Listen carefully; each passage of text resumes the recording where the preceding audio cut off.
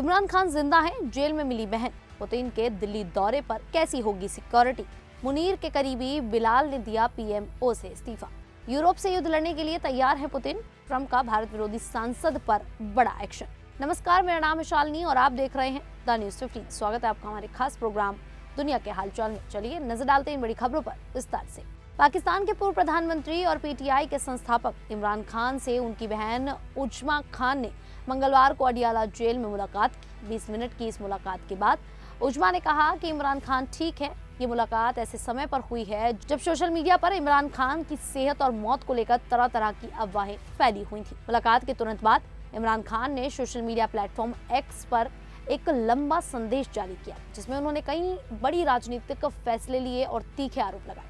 उन्होंने पीटीआई के उन नेताओं पर नाराजगी जताई जो एनडीयू वर्कशॉप में शामिल हुए थे। इमरान खान ने कहा कि जब वे और उनके समर्थक मुश्किलों का सामना कर रहे थे तो कुछ नेता उन्हीं लोगों के साथ रिश्ते बना रहे हैं जो उन पर जुल्म कर रहे हैं।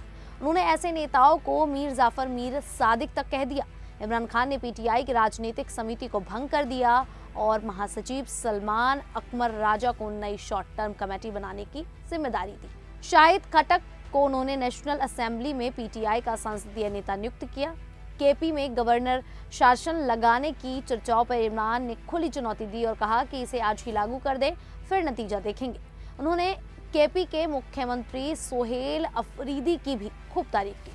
इमरान खान ने आरोप लगाया कि उन्हें पिछले 1 महीने से पूरी तरह अकेले रखा जा रहा है और अदालत के आदेश के बावजूद किसी से मिलने नहीं दिया जा रहा। उन्होंने सेना प्रमुख आसिम मुनीर की नीतियों को भी देश में आतंकवाद बढ़ाने की वजह बताई। तो वहीं रूस के राष्ट्रपति व्लादिमीर पुतिन 4 दिसंबर को भारत आ रहे हैं और इस दौरे को लेकर दिल्ली में अभूतपूर्व सुरक्षा व्यवस्था की गई है। पुतिन 23वें भारत रूस वार्षिक सम्मेलन में हिस्सा लेंगे। उनकी सुरक्षा को इतना गोपनीय रखा गया कि ये भी सार्वजनिक नहीं किया गया कि वे दिल्ली में किस होटल में ठहरेंगे। राजधानी 2 दिन तक लगभग पूरी तरह सुरक्षा किले में बदल जाएगी। पुतिन की सुरक्षा की जिम्मेदारी रूस की संघीय सुरक्षा सेवा संभालती है। ये दुनिया की सबसे शक्तिशाली सुरक्षा एजेंसियों में से एक है, जिसके पास 50,000 से ज्यादा प्रशिक्षित कर्मचारी हैं। उनकी सबसे एलीट यूनिट एसबीपी और जासलोन कमांडो टीम पुतिन के बेहद करीबी रहते हैं। ये कमांडो स्पेशल फोर्स पृष्ठभूमि वाले 6 फीट से लंबे और कुछ ही सेकंड में खतरे पर प्रतिक्रिया देने में सक्षम होते हैं। पुतिन की सुरक्षा 3 घेरे में होती है। पहला घेरा उनके नजदीक रहने वाले बॉडीगार्ड्स का, दूसरा घेरा हथियारों और आधुनिक गैजेट से लैस इनर रिंग का और तीसरा घेरा snipers, K9 unit, drone counter team और सर्विलांस टीम का होता है। उनकी बुलेट प्रूफ और सिनेट लिमो गैस, केमिकल और बम धमाकों से सुरक्षित है।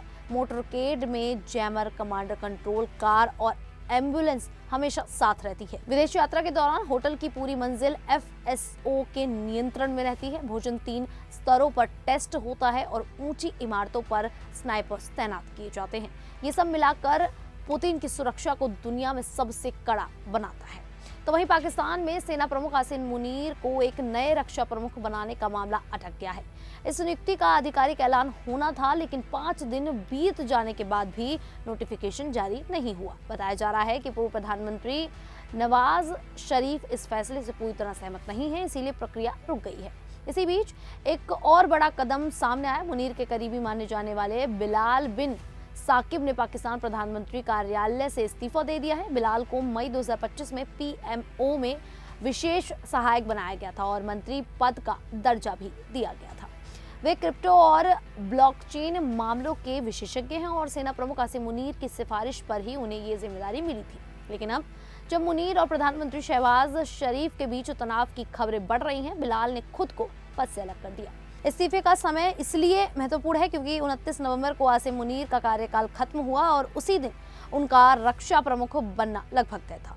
लेकिन उससे पहले ही शहबाज शरीफ देश से बाहर चले गए। कहा जा रहा है कि वे लंदन में नवाज शरीफ से अंतिम सलाह लेने गए हैं। पाकिस्तान में आगे क्या होगा, ये शहबाज शरीफ की वापसी के बाद ही साफ होगा। स्थिति फिलहाल राजनीतिक अनिश्चितता से भरी हुई है। तो वहीं दूसरी तरफ राष्ट्रपति व्लादिमीर पुतिन ने मंगलवार को यूरोपीय देशों को सख्त चेतावनी दी है कि अगर उन्होंने रूस के खिलाफ युद्ध शुरू किया तो मॉस्को पूरी तरह तैयार है और ये लड़ाई यूरोप के लिए बेहद विनाशकारी साबित होगी। पुतिन ने कहा कि हालात इतने खराब हो सकते हैं कि यूरोप के पास शांति वार्ता करने के लिए भी कोई प्रतिनिधि नहीं बचेगा। मॉस्को में रूस कॉलिंग इन्वेस्टमेंट फोरम के दौरान पुतिन से पूछा गया कि क्या यूरोप युद्ध की तैयारी कर रहा है। इस पर उन्होंने कहा कि रूस युद्ध नहीं चाहता, लेकिन अगर युद्ध थोपा गया तो रूस बेहद तेज और आक्रामक तरीके से जवाब देगा।